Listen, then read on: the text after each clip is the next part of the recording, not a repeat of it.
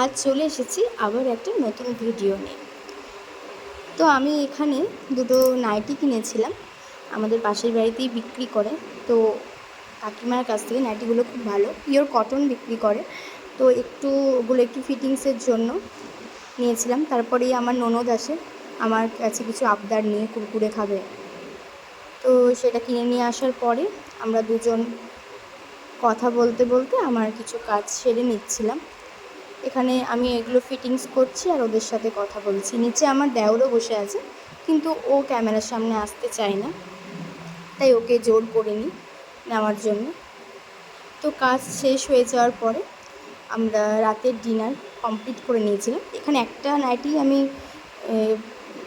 Fittings করেছি, তারপর একটু স্কিন কেয়ার করে নিয়েছিলাম প্রতিদিনের মতো।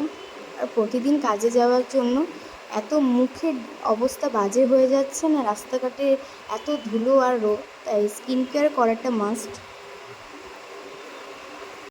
পুজো চলেও এসেছে, তাই কেউ পার্লার যাবে, কেউ বাড়িতেই করবে। আমি অতটা পার্লারে যাওয়া, ফেসিয়াল করা পছন্দ করি না, তাই বাড়িতেই সমস্ত ইনগ্রিডিয়েন্টস দিয়ে আমি ফেসিয়াল করি, বা বলতে পারো দৈনন্দিন যা প্রোডাক্ট মাখি সেগুলো দিয়ে, এক্সট্রা কিছু নয়। তারপর আমি একটু হেয়ার কেয়ার করে নিলাম। এই দেখো ফিটিংস করা নাইটিটা একবার পরে দেখলাম কেমন হয়েছে, তোমরা জানিও। ব্লগটা ভালো লাগলে লাইক, কমেন্ট, শেয়ার, সাবস্ক্রাইব করো।